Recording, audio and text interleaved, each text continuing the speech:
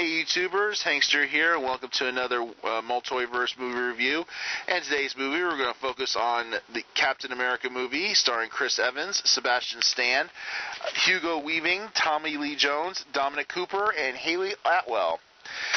Now, I have to say right off the bat, this is a perfect ending to the movies leading up to next year's Avengers movie, especially because it kind of connects at least two of the heroes featured in next year's movie with Captain America in one form or another.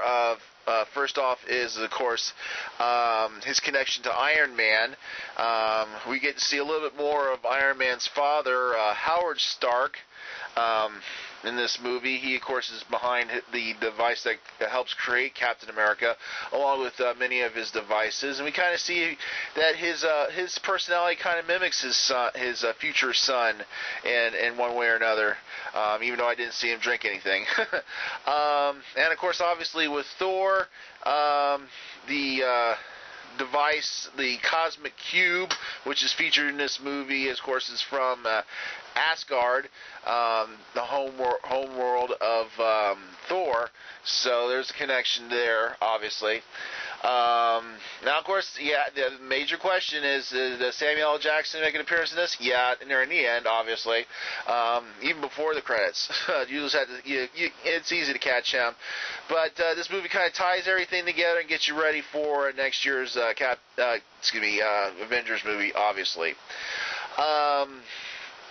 Now, of course, once again, this is a origin story of how Captain America got his powers, how he took on the Nazis, or pretty much Hydra, which is representing the Nazis in this movie, and, of course, how he gotten himself into the deep freeze that winds him up being woken up almost 70 years later, and having him joining the Avengers program at the end of the movie.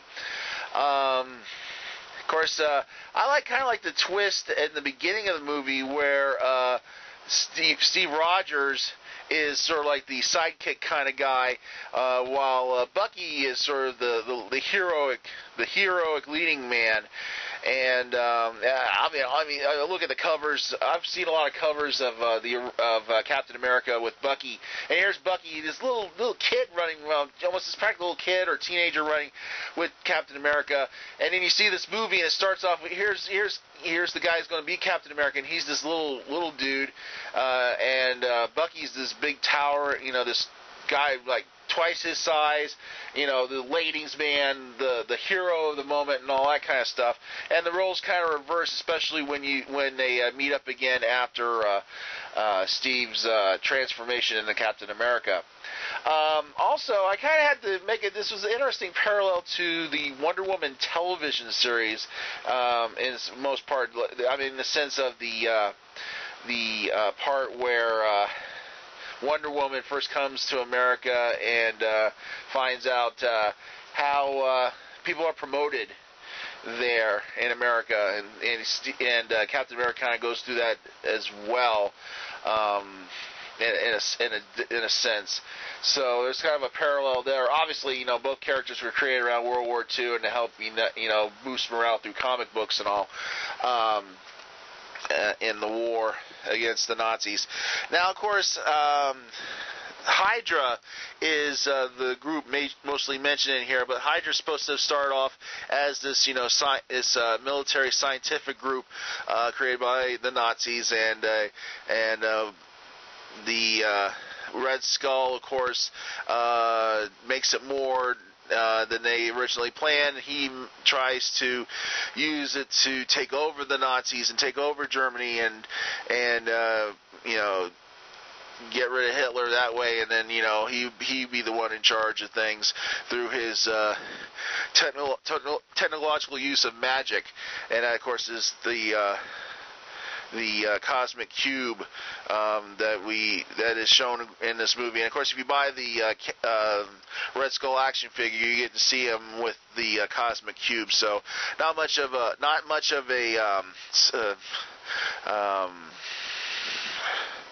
not much of a disappointment there about what the plot is, because if you pay attention to the action figures and read the books, read the promotional books and stuff, that's how Red Skull's getting his power, and he of course uses that to, in his, Simon said to you put in their weapons and all that, and of course Captain America and his team to take them on, and but the special effects were pretty good. I mean, obviously there's a lot of CGI used for the military weapons and the devices and the aircraft and everything. Nice job there.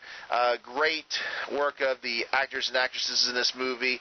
Tommy Lee Jones really stole the show as the Captain America's commanding officer, where he was kind of really not into the idea. At first, here's this wimpy little guy coming in, even though he has a lot of heart, but, really doesn't think he's going to, be a soldier. And then even when he becomes Captain America, he's still kind of not for that idea, and all. But it kind of works out in the end. And, of course, we do have the young woman who... Miss Cooper, who kind of automatically starts to, she already likes him, but kind of gets more romantic edge as the movie progresses. But of course, sadly, they really can't express their affections to each other just about the time where he gets himself into deep freeze at the end of the movie. But of course, it doesn't. The movie obviously doesn't. Go into ends there. I mean, obviously he gets unfrozen and woken up and realizes he's 70 years into the future, and he misses out on being with the woman he likes and all that. So it's interesting that they really didn't go into that much of it, how he assimilates into this time period or anything. Well, maybe we'll see some of that in the Avengers movie. We'll have to see. Finally, they did show the Spider-Man trailer for it. Not too bad. I do like the new Spider-Man outfit. Really cool looking suit. Especially like if you saw the trailer, I do like the point of view of Spider-Man running and using his powers and stuff. So it kind of puts you to see what he's going through and through his eyes. It's pretty cool there.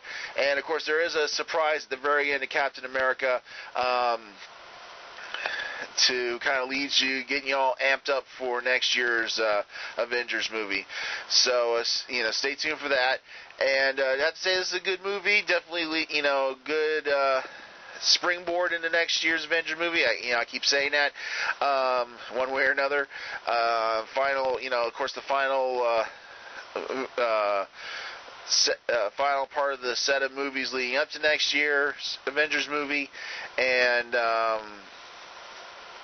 just perfect connector to most of the other characters for next year's movie as well. But definitely go see this movie if you really want to see amped up for Avengers. You got to see this movie along with Thor and Iron Man and Hulk. And all. So just stay tuned for that, and stay tuned for more reviews, commentaries, and whatnot here on the Multiverse.